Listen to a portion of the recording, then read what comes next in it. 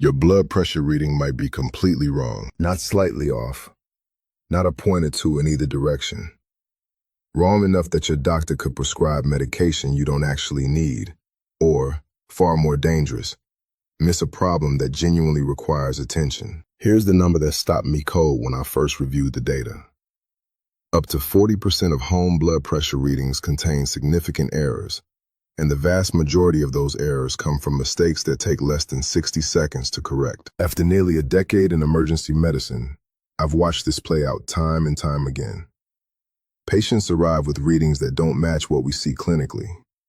Some are panicked about numbers that were never accurate to begin with. Others have been falsely reassured by readings that masked something real happening beneath the surface. In this video, I'll walk you through 11 of the most common blood pressure measurement mistakes, exactly why each one distorts your numbers, and the specific protocol that gives you genuinely reliable data every single time. And at the end, I'll give you the one calculation that tells you clearly whether it's time to call your doctor or whether you can genuinely relax. But first, let me explain why measurement quality matters more than most people realize. Blood pressure isn't just a number on a screen. It's a window into the health of your entire cardiovascular system, your kidneys, your arterial walls, and increasingly, we understand, your metabolic function at the deepest level. When that window is foggy because your technique is off, every decision that follows, every conversation with your doctor, every medication choice, every moment of reassurance is built on unreliable information. Here's what the biology actually looks like. The cuff on your arm inflates until it briefly stops blood flow through the artery. Then it slowly releases pressure. The point at which blood flow resumes gives you the systolic reading, the top number. The point at which flow becomes fully continuous gives you the diastolic, the bottom number. What the cuff is actually measuring is the pressure your arteries are under right now, in this moment, under these specific conditions. If those conditions are wrong, the reading reflects the conditions, not your actual cardiovascular state. And this connects to something I see in metabolic medicine constantly. Insulin resistance, which affects an estimated 88% of adults to some degree, drives chronic elevation of arterial stiffness, sodium retention, and sympathetic nervous system activation. All three of those mechanisms push blood pressure up, persistently, silently, over years, which means that inaccurate readings don't simply affect whether you take blood pressure medication. They can mask or exaggerate a deeper metabolic process that deserves real clinical attention. Accurate measurement is how you find out whether that process is happening to you. So let's fix the technique. Then the data becomes genuinely useful. Mistake number 1, not resting before you measure. Most people sit down, strap on the cuff, and immediately press the button. It feels efficient. It isn't. Physical activity, even walking across a room, even moving briskly from one part of the house to another, activates your sympathetic nervous system. Your heart rate increases. Your arterial walls tighten slightly as part of a normal adaptive response. That response doesn't vanish the moment you sit down. It fades gradually. Your heart is still cycling at an elevated rate. Stress hormones like adrenaline and cortisol are still circulating. The arterial tone that rose during movement hasn't fully returned to its resting baseline. Research consistently shows that skipping the pre-measurement rest period inflates your systolic reading by up to 11 points. 11 points. That's enough to move someone from a completely healthy reading into a pre-hypertension category, purely because they didn't sit quietly for 5 minutes first. The fix is straightforward. Sit in a proper chair, feet flat on the floor, back supported for at least 5 minutes before you measure. Use that time to breathe slowly. Think about nothing in particular. Let your nervous system genuinely settle. And this connects directly to mistake number 2, because what you do during that rest period matters just as much as the rest itself. Mistake number 2, talking while the cuff is on. Take someone like Marcus, 52 years old, running his own business, always managing multiple things at once. He measures his blood pressure while half formulating a response to something his partner just said from the other room. The cuff is on. He's technically sitting still, but he's talking. That's a measurable problem. Even brief, casual conversation during measurement adds approximately 7 points to the systolic reading. The mechanism is the same.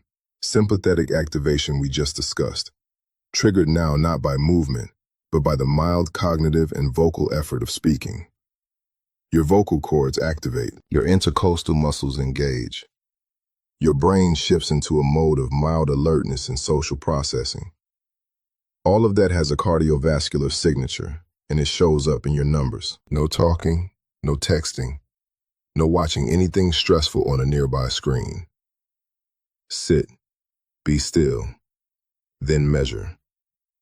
Mistake number 3, caffeine before measuring. For people who aren't regular daily caffeine consumers, coffee, strong tea, or energy drinks can elevate blood pressure by up to 10 points within 30 minutes of consumption. Regular daily coffee drinkers develop a degree of tolerance, so the effect is smaller, but still present and still measurable in research settings. Caffeine works by blocking adenosine receptors, which normally act as a natural brake on the sympathetic nervous system. When those receptors are blocked, the sympathetic system runs slightly hotter, and blood pressure reflects that directly.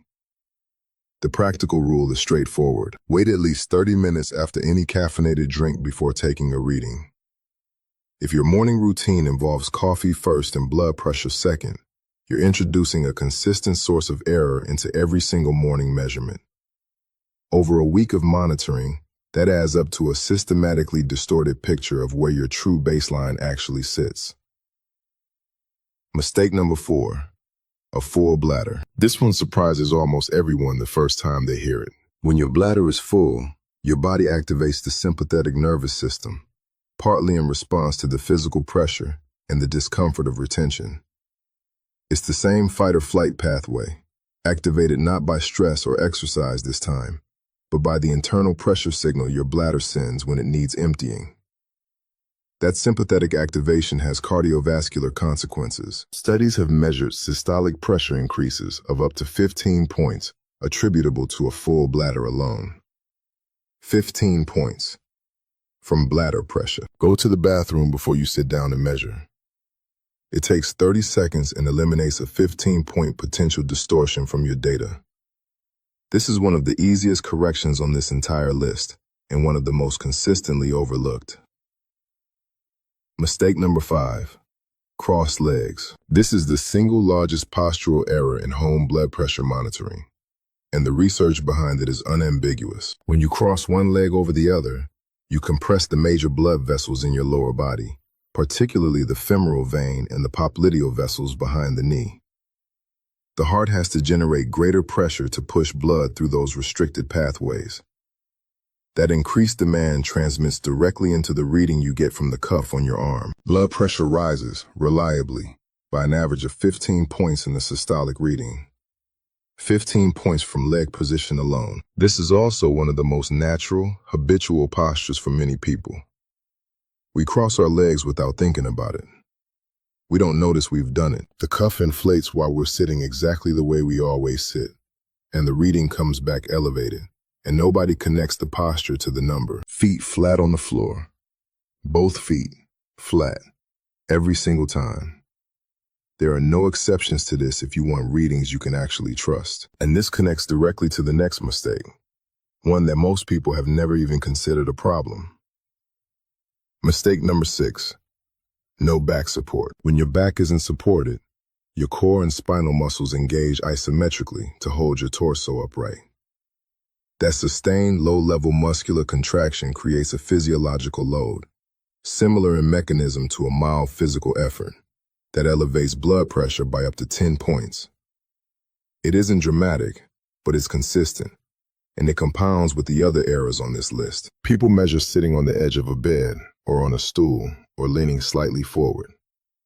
None of these postures feel like exercise, but the body doesn't distinguish between intentional effort and postural maintenance. If your muscles are working, the cardiovascular system responds. Sit in a chair with a proper back. Rest fully against the support. Shoulders relaxed, not rolled forward. Think of it as deliberately removing every possible source of physical effort from the equation. Before I continue with the remaining mistakes, I want to say something directly. None of these errors mean you've been careless.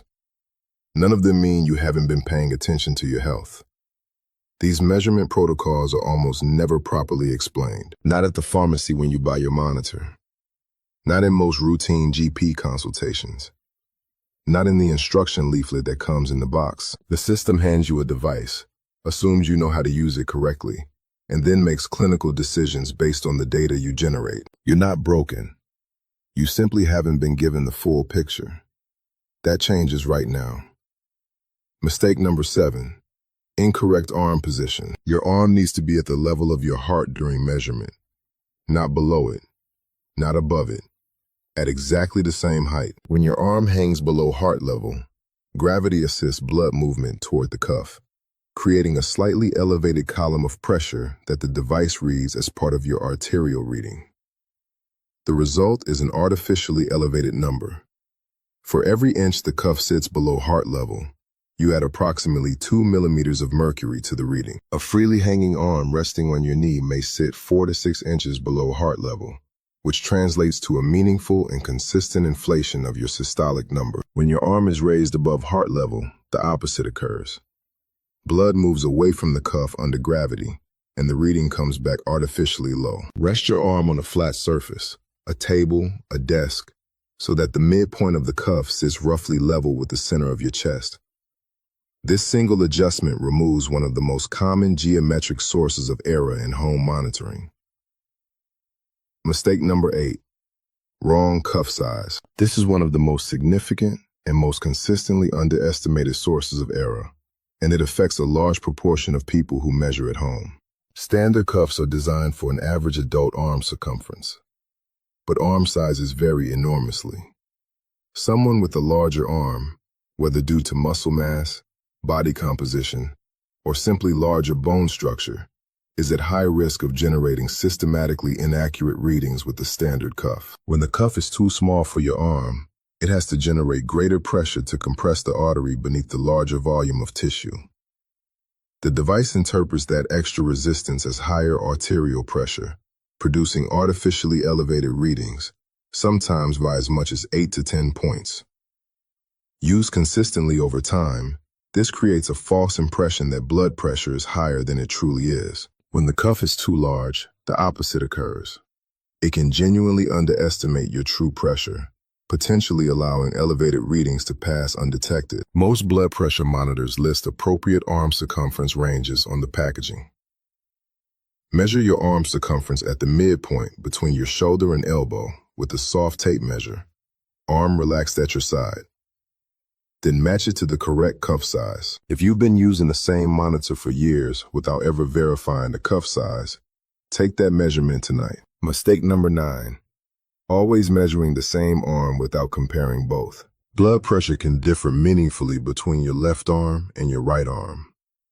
For most people, this difference is small, just a few points, reflecting minor asymmetries in vascular anatomy and the way blood flow distributes through the subclavian arteries. But for a meaningful subset of individuals, the difference is 5 points or more, and that gap has clinical relevance. A persistent, significant difference between arms, particularly a gap of more than 10 points, can itself be a clinical signal worth investigating, as it may indicate a narrowing or obstruction in one of the major vessels supplying the arms. Cardiovascular guidelines recommend measuring both arms when you first begin home monitoring, ideally on the same occasion with a short interval between readings. In subsequent measurements, consistently use whichever arm produced the higher readings, because that arm gives you the more conservative, more clinically cautious data. If you've only ever measured one arm without checking the other, there's a real possibility you've been monitoring the wrong one. Mistake number 10. Using a wrist monitor. Wrist monitors are popular. I understand why. They're compact, discreet, and simple to put on. But the anatomical reality creates problems that convenience doesn't solve. The arteries at the wrist are significantly smaller than those in the upper arm. They're more sensitive to the angle of the wrist during measurement, because wrist position directly affects whether the artery sits at the correct height relative to the heart, and whether the cuff is aligned correctly over the vessel. A wrist monitor requires precise positioning to generate even a roughly accurate reading. The margin for positional error is far smaller than with an upper arm cuff, and most people don't achieve that precision consistently. In clinical accuracy studies, validated upper arm monitors with properly sized cuffs consistently and substantially outperform wrist devices. The margin isn't trivial. For the purposes of medical decision-making, wrist readings are generally considered less reliable, and many cardiovascular guidelines explicitly recommend upper arm cuff devices for home monitoring. The accuracy difference justifies the slightly larger device every time. Mistake number 11. Not accounting for white coat effect in masked hypertension. This is where the measurement picture becomes genuinely nuanced and genuinely critical. White coat effect is the well-documented phenomenon where approximately 20% of people experience a significant blood pressure elevation, specifically in clinical environments. The doctor's office, the nurse's consultation room, the pharmacy measurement station.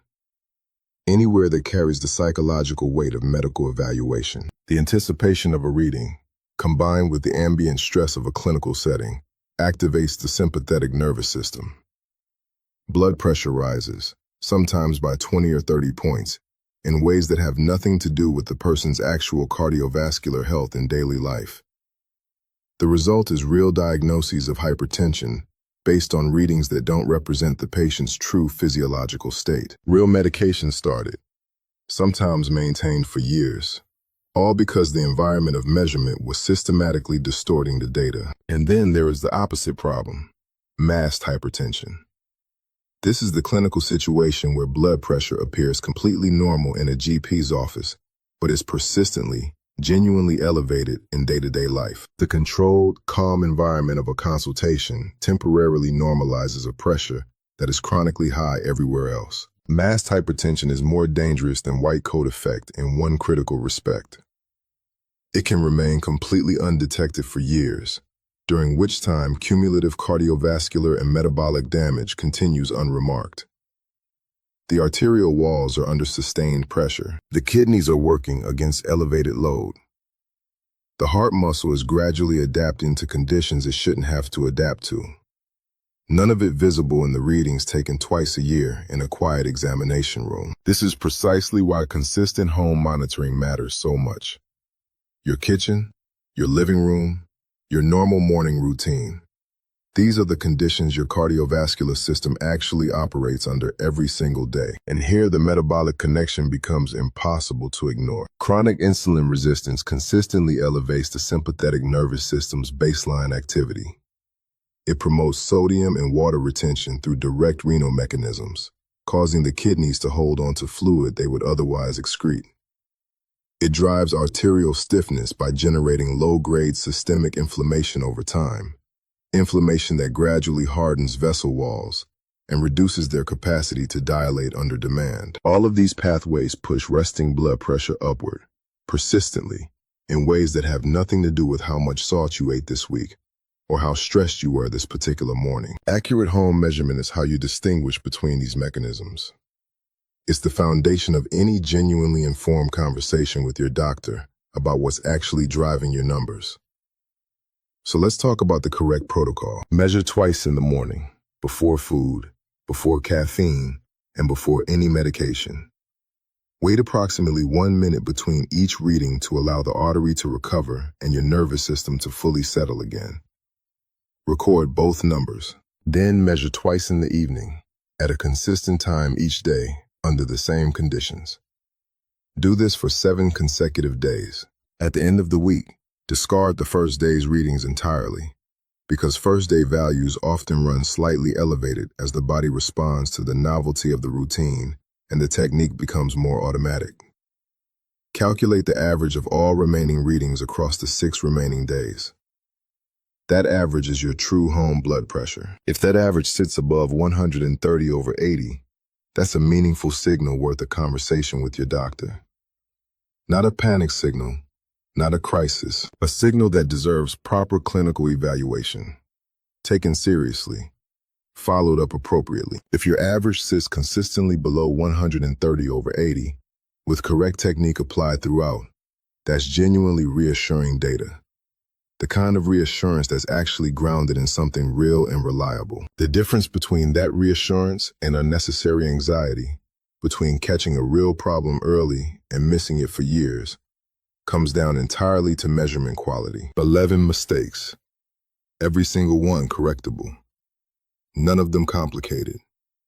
Rest for 5 minutes before you begin. No talking, no distractions during the reading.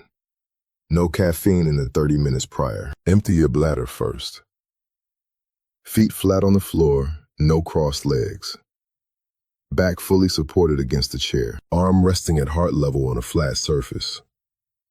Correct cuff size matched to your arm circumference. Measure both arms initially, then consistently use the higher reading arm. Use a validated upper arm monitor rather than a wrist device. And measure at home, consistently, over time. That's a complete evidence-based protocol. It costs nothing to implement beyond the time it takes to do it correctly. You don't need new equipment. You don't need a different device. You need correct conditions applied consistently for 7 days. The data you generate with this approach is genuinely clinically useful. It guides real conversations with your doctor. It tracks the actual impact of lifestyle and metabolic changes over time. It tells you whether the changes you're making in diet, in movement, in sleep are actually moving your cardiovascular numbers in the right direction. And it gives you an honest, accurate picture of your cardiovascular health, rather than a distorted snapshot taken under the wrong conditions at the wrong time. If this was useful, it would mean a great deal if you subscribed. It helps me keep making content grounded in actual clinical evidence, without the simplifications that usually get substituted for real information. Next, I'll be going deep on what your blood pressure readings actually mean once the numbers are accurate, and what the metabolic research says about moving them in the right direction. Take care of yourself and measure it right.